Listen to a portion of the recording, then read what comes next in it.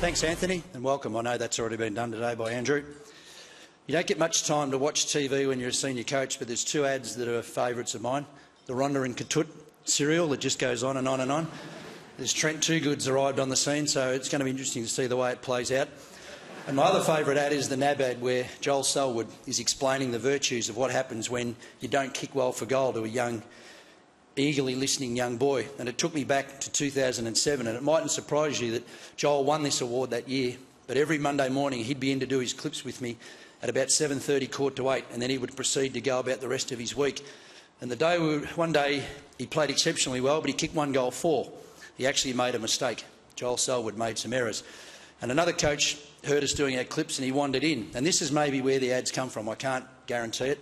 But he was explaining to Joel in his own unique way. He had an incredible capacity, this coach, and he now coaches the Port Adelaide Football Club, to give direct feedback without offending anyone. He's an amazing coach and an amazing football person.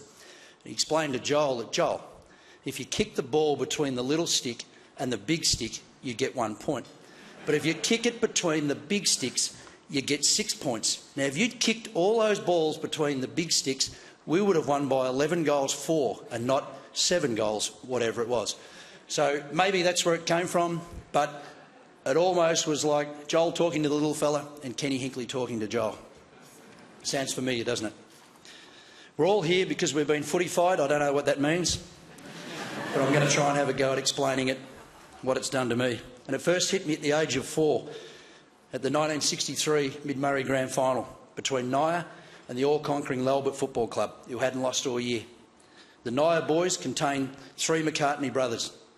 The coach, my Uncle Bill, the gun centreman, Graham, my dad, and Uncle Doc, who was a famous senior sergeant in the West who ended up becoming a great Western Bulldogs patron and member. And he had a way with words, Doc.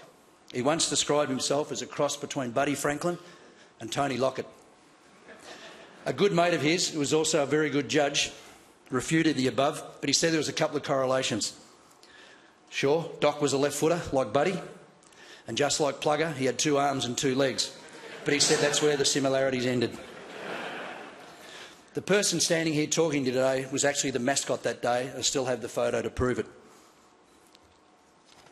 In fact, when it came time to run on the ground, I froze in a fit of panic and went no further. The sea of faces, I don't know how many people there that day, certainly wasn't MCG crowd, and the blue and gold streamers spooked me and I stopped, and I don't remember much of the rest of the day. I was only 4 at the time. But what I learnt over the journey, listening to my dad and their family and friends that came in and out of our house, was to win that day, they'd have to play out of their skins and they'd need a lot of luck, because the team they were playing was all-conquering, unbeaten, and they had a dead-eyed Dick full forward who never, ever missed.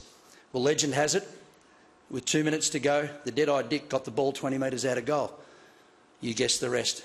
He missed, and they hung on and won by a point. Some 40 years later, I was lucky enough to go back to that area for their first grand final since the 1963 triumph and help with training, and just give them a little bit of a talk about winning finals and what it means to do your bit and play your role in a grand final so your team and your club can get over the line. It's funny where footy takes you. I grew up idolising those boys that played in that premiership, and there's no doubt about it. Country towns are the world champs of pinning nicknames on people. In that team, Bluey, Tiger, Nifty, Happy, Lefty, Champ, and my all-time favourite, Chesty Coburn.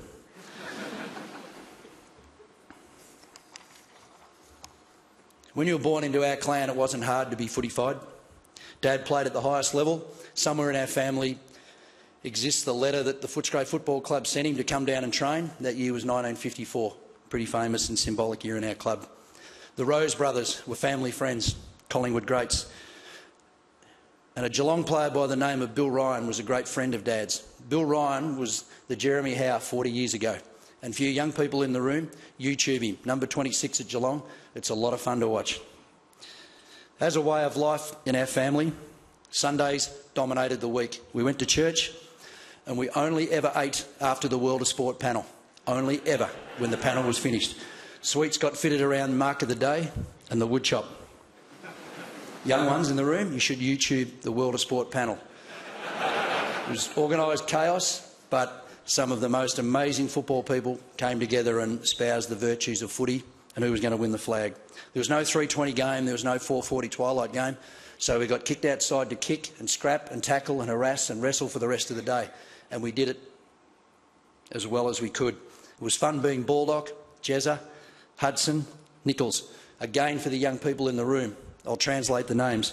Cochin, Murphy, Nat Nui and Hawkins. They're amazing players, those boys in the old days, and I guess the value of, or the beauty of being able to be in the game for a long time is you see so many great people through the generations. And don't worry about the old boys. If a press was on, back in those days, or if there was tagging or an open forward line, or they were packing up the stoppages, they all would have been fine. It was a simple life, it was a good life, but it was a footy life. There's 6 of us children in our clan. Mum and Dad are now gone, and they've all walked the footy journey with me in different ways. They all communicated in their own style. During any one season, one sister will text, "Bren, are you okay?" "Yes, I'm fine." Another will send, "Hang in there, you'll be fine." Or sister number 3 will text, "Breno, they're hating you on Facebook, mate." Or 2 weeks later, "Geez, don't Tim and Andy just love you?" My youngest brother is a civilian. I use the word civilian to describe non-AFL footy people. He's forever optimistic and full of great ideas. He's a great footy man. My other brother, well, he doesn't text. Not sure whether he doesn't want to or he doesn't know how to. The translation for him not communicating is, get on with it, quit your sooking and harden up. For me, though, it doesn't really matter. Just to know that they think enough is the important bit, because we're a football family. Being fortified can take you across a myriad of people, experiences and landscapes. It's amazing the bonds and friendships and memories that it creates for you. I remember once on a cold, wet day at North Geelong as a young and skinny kid, I was getting a lesson, and it sort of went like this. A big burly opponent who I'd kicked a couple of goals on said, "Son, you get another kick, I'm going to belt you." Might surprise some people in the room, might not. I chirped back. My lights were about to go out when a guardian angel arrived. My coach, Johnny Schofield, arrived just in time and knocked him out. John Schofield, bless his soul, was Will Schofield's dad. It's a small world, footy. Just a couple of years later on, an older boy, I was having my character challenged at half-time by a really irate coach. Just a young man making his way in a really competitive game of footy. I left the rooms at half-time bereft of confidence, not really wanting to go back out there. We can all relate to that, with these words ringing in my ear. If you don't lift, you're not going to get a game next week. Right on cue, another guardian angel appeared. He put his arm around my shoulder and said, "You follow me around for the next 10 minutes and I'll make sure you get a kick." He then proceeded to give me 3 goals, one after the other. That man's name, John Scarlett, Matthew Scarlett's dad. It's a small world, this game. In fact, some events can leave an incredible impact on you. And you hope when you're needed, you can be a guardian angel when it's your turn for the next generation. Isn't that how it should be at a footy club? The older boys help the kids and the leaders create the environment that is right. The month of September is a great month of anticipation and excitement, or in our case, it's a month of reflection. And you know, for us, it's the latter. It's hard to switch off a footy-fied football brain like mine.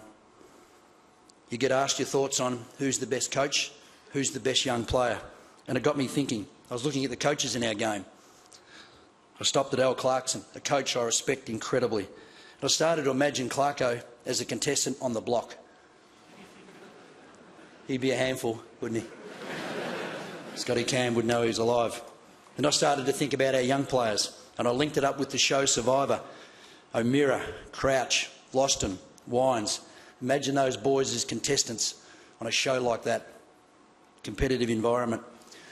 I look around the room, I see the faces of young men who are recognisable, but not as recognisable as they will be in years to come.